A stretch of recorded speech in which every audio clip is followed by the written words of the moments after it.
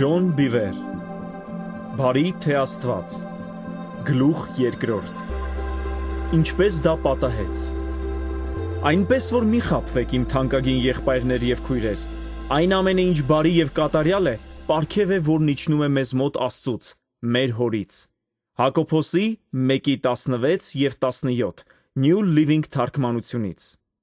Քրիստոնյան չի մտածում որ Աստված սիրում է մեզ քանի որ մենք բարի ենք այլ որ Աստված բարի կդարձնի մեզ, քանի որ նա սիրում է մեզ։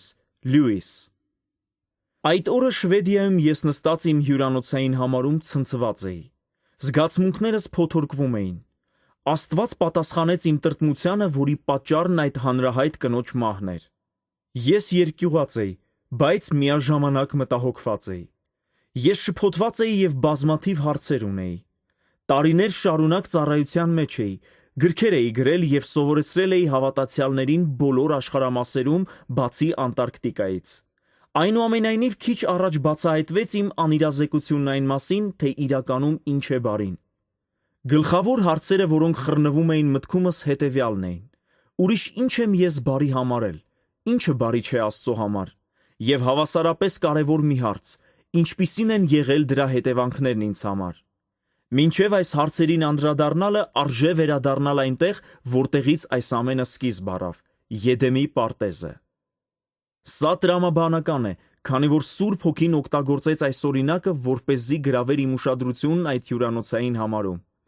Կա մի հարց պարտեզում տեղի ունեցածի վերաբերյալ, որը տարիներ շարունակ հանգիստ չի տվել ինձ եւ շատ այլ մարդկանց։ Ինչպես օձը կարողացավ տրամադրել Եվային Աստծո դեմ։ Եկեք մանրամասնորեն դիտարկենք այս հարցը։ Եվան ապրում էր կատարյալ միջավայրում։ Ոչ մի հայր, ամուսին, տնօրեն կամ ուսուցիչ երբևէ վիրավորանք չէր հասցրել նրան։ Նա ապրում էր բացարձակ խաղաղության եւ անդորի մեջ։ Նա առատություն ուներ ամեն ինչում։ Նրա կյանքում չկար ոչ մի հիվանդություն կամ պակասություն։ Ամենակարևորն այն էր, որ նրա կյանքը ներդաշնակ էր իր Արարչի հետ։ Աստծո ներկայությունը տարածվում էր երկրի մթնոլորտում։ Նա հաճախ էր քայլում պարտեզում Ադամի եւ Եվայի հետ։ Ուրեմն ինչպես օձը կարողացավ տրամադրել կնոջը եւ տղամարդուն Աստծո դեմ։ Եթե գտնենք այս առեղծվածի պատասխանը, մենք կհասկանանք, թե ինչպես թշնամին կարող է անել նույնը այսօր։ Եթե իմանանք նրա մարտավարությունը, մենք այդքան հեշտորեն խաբեության զոհ չենք դառնա եւ անհնազանդ չենք լինի մեր Արարչին։ Հոյակապ պարտեզ Սկզբում Աստված ստեղծեց կատարյալ աշխարհ։ Այն գեղեցիկ եւ անթերի էր, լցված առատությամբ եւ բերկրանքով։ Աստված չստեղծեց միայն մի քանի տեսակի կենդանիներ, ծառեր եւ բնատեսարաններ։ Նա ստեղծեց կենդանի արարածների ավելի քան 1 միլիոն տեսակ, բույսերի ավելի քան 250,000 տեսակ, ծառերի ավելի քան 100,000 տեսակ եւ քարերի, հողի ու բնական պաշարների անթիվ տեսակներ։ Երկիրը գլուխգործոց էր։ Արդեն հազարավոր տարիներ են անցել, իսկ գիտնականները դեռ ուսումնասիրում են այն եւ սքանչանում դրա բարդությամբ։ Նրանք դեռ չունեն լիարժեք պատկերացում մեր աշխարհի մասին եւ հավանաբար երբեք էլ չեն ունենա։ Աստված ստեղծեց այս ամենը միայն իր սիրո առարկայի, մարդու համար։ Եվ չնայած որ ամեն ինչ երկրի վրա արդեն իսկ աներևակայելի էր, Արարիչը չսահմանափակվեց դրանով եւ ել ավելի առաջ գնաց։ Նա անձամբ տնկեց, ոչ թե ստեղծեց հրաշալի պարտեզ երկրի վրա։ Ես սիրում եմ բնապատկերներ եւ պարտեզներ։ Անկեղծ ասած, ես չեմ սիրում աշխատել դրանց վրա։ Հարցրեք այդ մասին կնոջս, Լիզային։ Նա կխոժորի դեմքը, երբ պատմի, թե ինչպիսի արհամարանքով եմ ես վերաբերվում այգեգործությանը։ Ես պարզապես սիրում եմ նստել կամ զբոսնել խնամված պարտեզներում, պտղատու այգիներում, խաղողի այգիներում եւ ծառաստաններում։ Ես զմայլվում եմ գույներով, բույրերով, հողով եւ տարատեսակ ծառերով ու բույսերով։ Վերջերս քարոզում էի Գերմանիայի Կոնստանց քաղաքում, որը կրում է իր մոտակայքում գտնվող լճի անունը։ Կոնստանց լիճն ամենամեծն է Գերմանիայում։ Այն լցվում է Ալպյան լեռների ձնհալի ջրերով։ Լիզան եւ ես այցելել էինք մեր մտերիմ ընկերներին, Հովիվ Ֆրեյմուտին, սա լավ գերմանական անուն է, եւ նրա կնոջը Յոաննային։ Այդ ընթացքում մենք մի քանի ազատոր ունեինք, եւ մեր հյուրընկալները սիրով առաջարկեցին մեզ մի շարք զվարճալի զբաղմունքներ մեր ժամանակը հագեցած դարձնելու համար։ Մենք իմացանք, որ Կոնստանցում անթիվ զբաղմունքներ կան։ Այնուամենայնիվ նրանց առաջարկների թվում չկար այն, ինչը ես ամենից շատ էի ցանկանում։ Կոնստանց լճի վրա կա մի վայր, որը կոչվում է Ծաղիկների կղզի։ Այդ կղզու իսկական անվանումը Մայնաու է, բայց Ծաղիկների կղզի անվանումը ավելի լավ է նկարագրում այն, որովհետև ամբողջ կղզին մի մեծ պարտեզ է։ Ես ուզում էի զբոսնել այնտեղ, բայց մենք պետք է առավոտից երեկո այնտեղ լինեինք այն ամբողջովին տեսնելու համար։ Սկզբում Լիզան, Յոաննան և Ֆրեյմուտը մտածում էին, որ ես կատակում էի, երբ խնդրեցի նրանց այդ կղզի գնալ։ Ի վերջո, ով կպատկերացներ, որ սպորտ և մրցակցային խաղեր սիրող մարդը նման ձանձրալի զբաղմունք կնախընտրեր։ Երբ ես մի քանի անգամ ասացի այդ մասին, մեր ընկերները պատասխանեցին. «Կարծում էինք դու լուրջ չէիր ասում դա։ Դու իսկապես ուզում ես գնալ այնտեղ»։ «Այո», ասացի ես։ Այսպիսով մենք ծրագրեցինք մեր էքսկուրսիան, թեև ոչ ոք բացի ինձնից խանդավառված չէր դրանով։ Այդ օրը շատ տպավորիչ էր։ Մենք մեքենայով գնացինք կղզի, անցնելով գետի վրայի կամրջով, մուտքի տոմսեր գնեցինք կղզու դարպասի մոտ և սկսեցինք մեր էքսկուրսիան։ Այն գրեթե անմիջապես գերեց ինձ։ Ես հիացած էի այդ հսկա պարտեզի գեղեցկությամբ և բազմազանությամբ։ Եվ ամենահրաշալին այն էր, որ ես մենակ չէի։ Իմ 3 ուղեկիցների կատակները և քմծիծաղները դադարեցին, հենց որ բոլորս սկսեցինք նայել այդ գլուխգործոցին։ Ամեն ինչ այդ հսկայական պարտեզում բերկրանք էր պատճառում մարդու աչքին։ Գեղեցիկ, կանոնավոր ծաղկամարգերն ընդգծում էին իրենց միջև գտնվող զբոսանքի արահետները այնպես, որ ամեն մի բույս երևում էր։ Այնտեղ կային ծաղիկներից պատրաստված քարտեզներ, տարբեր ծառերից, բույսերից և ծաղիկներից պատրաստված կենդանիների, երեխաների և նույնիսկ տների արձաններ։ Այդ սքանչելի տեսարանը լրացնում էին բազմաթիվ հոյակապ ջրային ավազանները, ցրված կղզի պարտեզով մեկ։ Բոլորիս էլ դուր եկավ այդ գեղեցիկ և ստեղծարար վայրը, որն ամբողջովին տեսնելու համար կես օրից ավելի ժամանակ էր պահանջվում։ Մենք ընդամենը տեսանք դրա կեսը։ Այդ օրը ես հաճախ էի մտածում. եթե հասարակ մարդիկ կարողացան նման չքնաղ պարտեզ տնկել, որն իսկական գեղեցկության տոն է աչքերի համար և լցված է բազմապիսի բուրմունքներով մարդու հոտառությանը զմայլանք պատճառելու համար, ինչպիսին պետք է լիներ Աստծո պարտեզը։ Եդեմը պատրաստված չէր հմուտ այգեգործների կամ բուսապատման մասնագետների կողմից, այլ անձամբ Տեր Արարչի։ Աստված տնկեց հարուստ գույներով և առատ բուրմունքներով լի եդեմական պարտեզը, դրեց այնտեղ Ադամին և բերեց նրա մոտ բոլոր կենդանիներին։ Տերն ուզում էր տեսնել, թե ինչպես Ադամը կանվաներ այս երկրի վրա գոյություն ունեցող ավելի քան 1,25 միլիոն տեսակի կենդանի արարածներին։ Որքան խելացի պետք է լիներ այդ մարդը։ Բայց Ադամը ոչ միայն կարող էր անուններ տալ բոլոր կենդանի արարածներին, այլև հիշել ամեն մեկի անունը առանց iPad ունենալու և Google-ից օգտվելու։ Ադամը գերազանց միտք ուներ։ Այնուամենայնիվ, Աստված չէր բերել կենդանիներին Ադամի մոտ պարզապես նրանց անվանելու համար։ Նա նույնպես ուզում էր տեսնել, թե որ կենդանուն Ադամը կընտրեր որպես իր ընկեր։ Մարդն անվանեց բոլոր թռչուններին ու կենդանիներին, բայց դրանցից ոչ մեկը հարմար չէր նրան որպես ընկեր և օգնական։ Այդ ժամանակ Տեր Աստված խորը քուն բերեց մարդու վրա և մինչ նա քնած էր, հանեց նրա կողոսկրերից մեկը և փակեց միսը։ Նա կին կազմեց այդ կողոսկրից և բերեց նրան մարդու մոտ։ Տեսնելով նրան, Ադամն ասաց. «Վերջապես, ահա մեկը, ով իմ տեսակից է, ոսկոր վերցրած իմ ոսկրից և միս վերցրած իմ մսից։ Կին է նրա անունը, որովհետև նա վերցվեց մարդուց»։ Ծննդոց 2:23 Today's English թարգմանությունից։ Կինը տղամարդու կատարյալ ընկերն է։ Նրանք լրացնում և ամբողջացնում են իրար։ Միասին նրանք առաջադրանք ստացան հսկել և պահպանել մոլորակը և հատկապես պարտեզը։ Մինչև այն ժամանակը, երբ Եվան դուրս բերվեց Ադամից, Աստված պարզ պատվեր էր տվել նրան։ Դու կարող ես ուտել պարտեզի ամեն ծառից, բացի այն ծառից, որը տալիս է գիտություն այն մասին, թե ինչ է լավը և ինչ է վատը։ Դու չպետք է ուտես այդ ծառի պտղից, եթե ուտես, կմահանաս նույն օրը։ Ծննդոց 2:16-17 Today's English թարգմանությունից։ Մենք չգիտենք, թե երբ տեղի ունեցավ հաջորդ գլխում նկարագրված պատմությունը։ Դա կարող էր լինել մի քանի շաբաթ, տարի կամ տասնամյակ անց, միգուցե շատ ավելի ուշ։ Բայց եկավ այն օրը, երբ ամենախորամանկ կենդանին, օձը, թիրախ դարձրեց Եվային և վիճարկեց Աստծո պատվերը։ Ինչպես օձը կարող էր խոսել, Անձամբ ես հավատում եմ, որ մինչև մարդու անկումը կենդանիները կարող էին հաղորդակցվել մարդու հետ։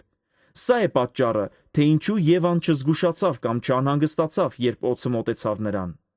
Գիտությունն այն մասին, որ կենդանիները կարող են խոսել, պետք է որ փոխանցված լիներ սերունդներով, քանի որ երբ Բաղաամի էշը խոսեց թվոց 22-ի 21-ից 35-ում, Բաղաամը նույնպես չզարմացավ։ Նա պարզապես շարունակեց խոսակցությունն իր բեռնակիր անասունի հետ առանց մի փոքր զարմանալու կամ հանկարծակիի գալու։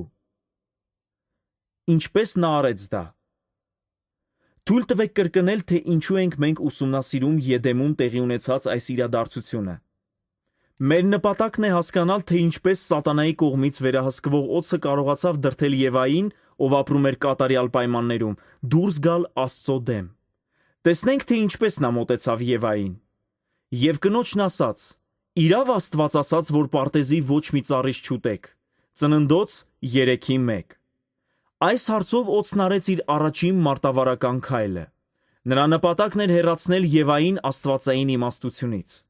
Նրա խորամանկ հարցը գայթակղեցրեց կնոջը, մի ակնթարթում հեռացնելով նրա տեսադաշտից անհամար պտղատու ծառերը, որոնցից նա կարող էր օգտվել և ուղղելով նրա ուշադրությունը միակ արգելված ծառին։ Աստված ասել էր Ադամին և Եվային. «Դուք կարող եք ուտել պարտեզի ամեն ծառից, բացի…» Նրա առատաձեռնությունը շեշտադրում էր հետևյալը. «Դուք կարող եք ուտել ամեն ծառից»։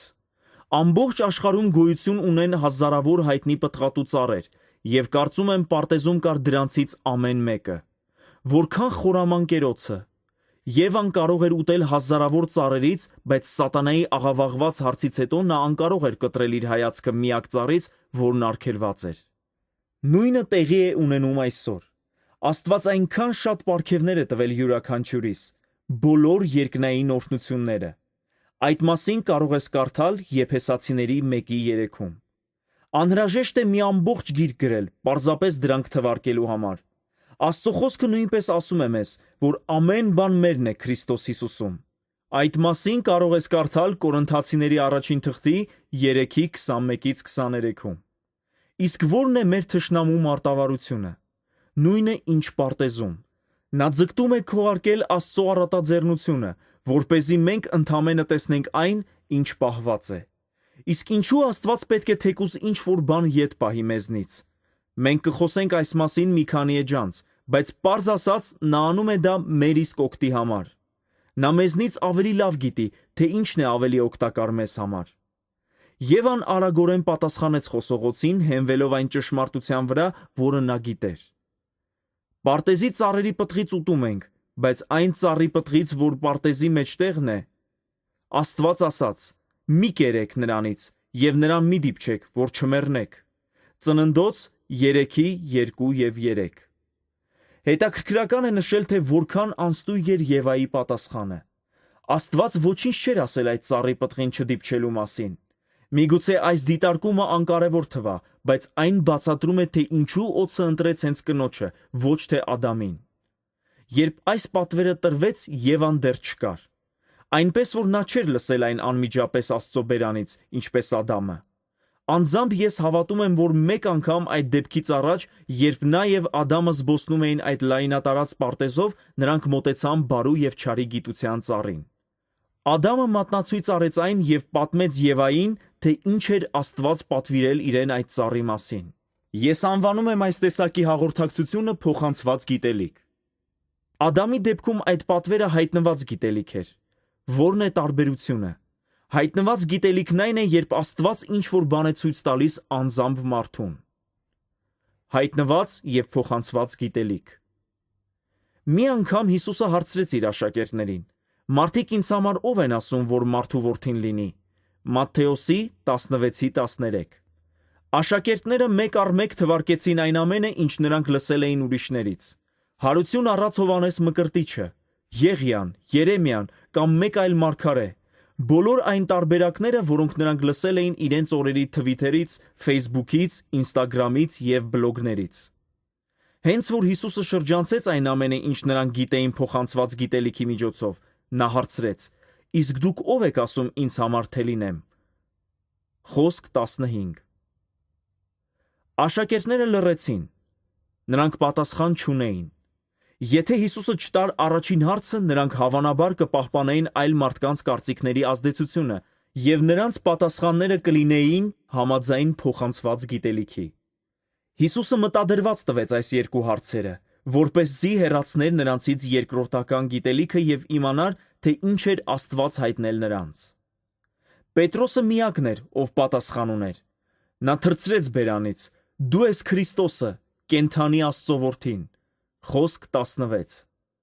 Կարող եմ պատկերացնել, որ Հիսուսը ժպտաց, դրեց ձեռքը Պետրոսի ուսին նրա խոսքերը հաստատելու համար եւ հայտարարեց. «Մարմինը եւ արյունը չհայտնեցին քեզ, բայց իմ Հայրը, որ երկնքում է»։ Խոսք 17։ Պետրոսը պարզապես չէր կրկնում ինչ-որ տեղեկություն, որը նա առցանց կարդացել էր կամ պատահաբար տեսել էր ինչ-որ ամսագրում։ Նա պատմում էր այն ճշմարտությունը, որն Աստված հայտնել էր հենց իրեն։ Դրանից հետո Հիսուսը հայտարարեց, որ եկեղեցին կառուցվելու է հենց այս հայտնության գիտելիքի վրա, եւ որ դժոխքի ուժերը չեն կարողանա կանգնեցնել նրանց, ովքեր ունեն այս գիտելիքը։ Սրանից հետևում է, որ դժոխքի ուժերը կարող են ավելի հեշտորեն խաբել նրանց, ովքեր ունեն միայն փոխանցված գիտելիք։ Կան շատ միջոցներ հայտնված գիտելիք ստանալու համար։ Դա կարող է տեղի ունենալ, երբ մենք կարդում ենք Աստվածաշունչը կամ որևէ ոգեշնչված գիրք, երբ լռում ենք աղոթքի մեջ, երբ լսում ենք մեր հովվի քարոզները, երբ տեսիլքներ ենք ստանում, ինչպես Պետրոսը տան տանիքին։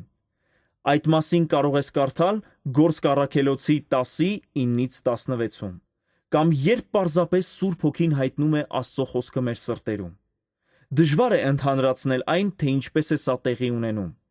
Երբեմն դուք կարող եք մեղմ, բարակ ձայն լսել ձեր սրտերում։ Այլ դեպքերում դուք պարզապես գիտեք, որովհետև հայտնությունը դրվել է ձեր հոգում։ Երբեմն ձեր սիրտը սկսում է արագորեն բաբախել եւ դուք զգում եք Աստծո ներկայությունը, երբ կարդում եք Աստծո խոսքը։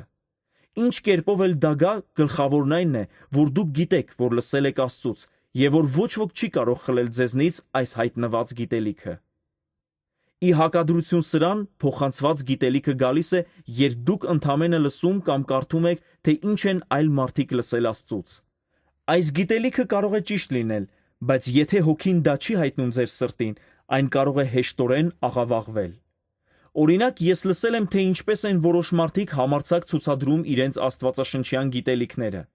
Գիտես, Ջոն, փողը բոլոր չարիքների արմատն է։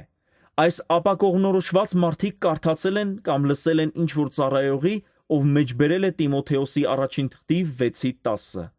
որովհետև սերը փողի հանդեպ ամեն տեսակ չարիքի արմատն է։ New Living թարգմանությունից։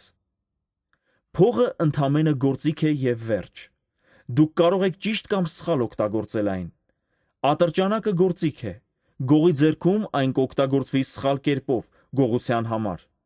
Այնուամենայնիվ, ոստիկանի ձեռքում ատրճանակը թույլ չի տա, որ հանցագործը բռնաբարի կամ սպանի ինչ-որ կնոջ։ Երկու դեպքում էլ ատրճանակ է օգտագործվում, որում ոչ մի բարի կամ չար բան չկա։ Նույնը փողն է։ Փողը գործիք է, եւ այն ամեն տեսակ չարիքի արմատը չէ։ Փողի հանդեպ սերն է ամեն տեսակ չարիքի արմատը։ Նման սխալական մեկնաբանություններ անող մարդիկ ունեն փոխանցված, ոչ թե հայտնված գիտելիք։ Իմ փորձառությունից կարող եմ ասել, որ երբեմն այս փոխանցվող գիտելիքը շատ ավելի վտանգավոր է, քան գիտելիքի իսպառ բացակայությունը։ Այն, թե ինչպես Եվան նկարագրեց Աստծո պատվերն արգելված ծառի պտղի մասին, ասելով, որ դրան չի կարելի դիպչել, ցույց է տալիս, որ նա ընդամենը փոխանցված գիտելիք ուներ։ Աստծո ներկայությունը պարտեզում էր։ Աստված քայլում էր Ադամի եւ Եվայի հետ ամենայն հավանականությամբ ամեն օր։ Այդ մասին կարող ես կարդալ Ծննդոց 3:8-ում։ Հրաշալի է, որ Ադամը պատմել էր իր կնոջը, թե ինչ էր Աստված պատվիրել, բայց երևի թե նա անձամբ չէր փնտրել իր արարչին նրա ասած խոսքը հասկանալու համար։ Աստծուն փնտրող մարդկանց առանձնահատկություններից մեկը պետք է լինի Աստծուն ավելի խորը ճանաչելու եւ հասկանալու ձգտումը։ Տեսեք, թե ինչ արեցին Բերիայում ապրող մարդիկ, երբ Պողոսը բերեց նրանց այն ուղերձը, որը ստացել էր երկնքից։ Եվ Բերիայի մարդիկ ավելի բաց միտք ունեին, քան Թեսաղոնիկեցիները, եւ նրանք պատրաստակամորեն լսեցին Պողոսի ուղերձը։ Նրանք օրըստօրե քննում էին Սուրբ Գիրքը, տեսնելու համար, թե արդյոք Պողոսը եւ Շիղան ճշմարտությունն էին սովորեցնում։ Գործք առաքելոցի 17:11 New Living թարգմանությունից։ Բերեացիները հասկանում էին, թե ինչ էր պետք անել։ Նրանք ուշադրությամբ լսեցին Պողոսին, իսկ հետո սկսեցին անձամբ քննել Սուրբ Գիրքը։ Ինձ դուր է գալիս բաց միտք ունենալ արտահայտությունը։ Նրանց միտքը բաց էր Սուրբ Հոգու ձայնը լսելու համար։ Հաղորդակցությունը նրանց հոգու և մտքի միջև ազատ էր, պատրաստ ընդունելու հայտնված գիտելիքը։ Ի տարբերություն այսօրվա բազմաթիվ հավատացյալների, բերեացիների պատկերացումները բաղկացած չէին համացանցից ներբեռնված նյութերից, բլոգներում տեղադրված հոդվածներից կամ քննարկումներից Facebook-ում և Twitter-ում։ Նույն կերպով, երբ Հիսուսը խոսում էր աշակերտների հետ իր ինքնության մասին, նա հետաքրքրված չէր այն կարծիքներով, որոնք տարածված էին իր օրերի սոցիալական ցանցերում։ Նա հարցնում էր. «Տղաներ, ի՞նչ է Աստված հայտնել ձեզ»։ Միգուցե մեկ անգամ, երբ Պետրոսը Հիսուսի և աշակերտների հետ էր, լսեց ինչ-որ մեկի խոսքերը. «Հիսուսը պետք է որ Քրիստոսը լինի»։ Այդ պահին Սուրբ Հոգու ներկայության մղումով այդ խոսքերը պայթեցին նրա մտքում և սրտում։ Իհարկե, նա Աստծո որդին է, նա Քրիստոսն է, ճիշտ է։ Մինչև հիմա ես չէի հասկանում, բայց հիմա գիտեմ, որ նա է Քրիստոսը։ Հաճախ Աստված հենց այսպես է հայտնում իր ճշմարտությունը մեր սրտերին։ Հնարավոր է Պետրոսի հետ դա այլ կերպ տեղի ունեցավ։ Այդ հայտնությունը կարող էր գալ նրա սրտում գիշերով, երբ նա արդեն քուն էր մտնում, կամ ցերեկով, երբ նա քայլում էր մի քաղաքից մյուսը։ Միգուցե դա կատարվեց այն պահին, երբ նա հետևում էր Հիսուսի խոսակցությանը իր թիմակիցներից մեկի հետ։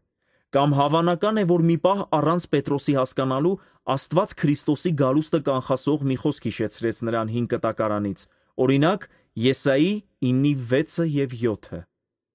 Նույնպես և Պետրոսի պայծառացումը կարող էր այն պահին լինել, երբ Հիսուսը բժշկում էր ինչ-որ մեկին։ Հանկարծ այս աշակերտը հիշեց իր մանկությունը, երբ նրան ուսուցանող ռաբբունիներից մեկը կարդում էր Մեսիայի գալստյան մի մարգարեություն հին կտակարանից։ Նա մեր հիվանդությունները վեր առավ և մեր ցավերը կրեց։ Մատթեոսի 8:17, որը հաստատում է Եսայի 53:4-ը։ Հայտնությունը Հիսուսի ճշմարիտ ինքնության մասին կարող էր գալ Պետրոսի մոտ շատ տարբեր ձևերով։ Այնուամենայնիվ կարևորն այն է, որ ինքը Աստված հայտնեց նրան այդ մասին։ Կարծում եմ, ես կարող եմ ասել, որ Եվայի հետ նման բան տեղի չէր ունեցել։ Նա չուներ հայտնված գիտելիք։ Նա բավարարվել էր փոխանցված գիտելիքով։ Միգուցե Ադամը հաղորդագրություն էր ուղարկել նրան Twitter-ով. «Սիրելիս, ես տեսա, որ դու նայում էիր բարու և չարի գիտության ծառին։ Չդիպչես դրան։ Աստված ասաց, որ մենք կմահանանք, եթե ուտենք դրա պտուղը»։ Երկրորդ փուլ։ Այժմ, երբ օձը կենտրոնացրել էր Եվայի ուշադրությունը միակ արգելված ծառի վրա, նա կարող էր անցնել իր համոզիչ հնարի երկրորդ քայլին։ Այս նոր քայլը ուղղակիորեն հակառակ էր այն խոսքին, որն Աստված ասել էր։ Չնայած դրան, այն ճարպկորեն ձևակերպված և տրամաբանական էր թվում, ինչպես նաև օգուտ էր խոստանում։ Ահա թե ինչպես Սատանան հակառակվեց Աստծո խոսքին։ Եվ օձը կնոջն ասաց. «Բնավ չեք մեռնի, այլ Աստված գիտի, թե այն օրը, որ նրանից ուտեք, ձեր աչքերը կբացվեն, և Աստծոպես կլինեք, բարին և չարը գիտացող»։ Ծննդոց 3:4-5։ Ուշադրություն դարձրեք օձի բառերին։ Այլ Աստված գիտի։ Սա նշանակում է, որ Ադամից և Եվայից ինչ-որ բան էր պահված։ Եվ ոչ թե մի հասարակ բան, այլ այնպիսին, ինչն ավելի լավ կդարձներ Ադամի ու Եվայի կյանքը։ Այսինքն կբարելավվեր նրանց կյանքի որակը։ Քանի որ այդ ծառի մեջ բարի կար, օձը մանրակրկիտ հաշվարկեց իր տրամաբանական քայլերը, որպեսզի դրանք ողջամիտ թվային, և ամեն ինչ ստացվեց։ Եվ կինը տեսավ, որ ծառը լավ էր ուտելու համար, և թե հաճելի էր աչքերին և փափագելի է ծառը նայելու համար, առավ նրա պտղից և կերավ։ Ծննդոց 3:6։ Եվան տեսավ, որ ծառը լավն էր, հաճելի էր և որ այն իմաստություն կտար իրեն։ Այս երեքն էլ ցանկալի և օգտավետ հատկանիշներ էին։ Շարունակ նայելով ծառին, Եվայի մտքերն ընթացան նոր ուղղությամբ։ Մի րոպե, պարզվում է կա ինչ-որ բարի և օգտակար բան այդ ծառի մեջ, և Աստված արգելել է դա։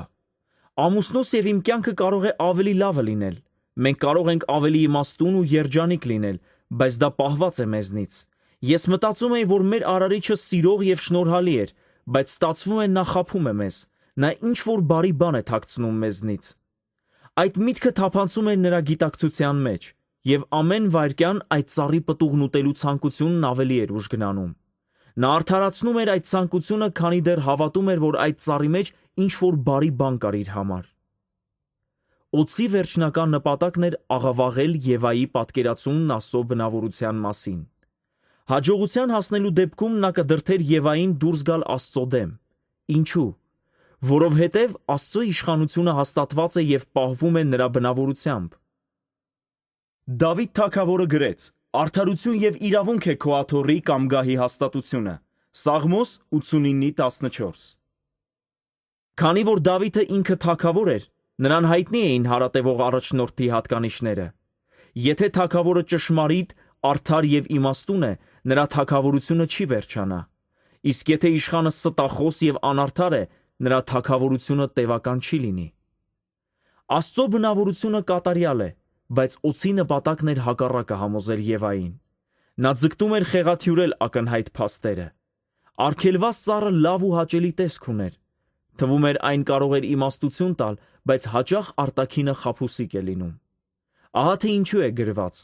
մենք ուղղում ենք մեր ուշադրությունը ոչ թե այն բաներին, որոնք տեսանելի են, այլ այն բաներին, որոնք անտեսանելի են։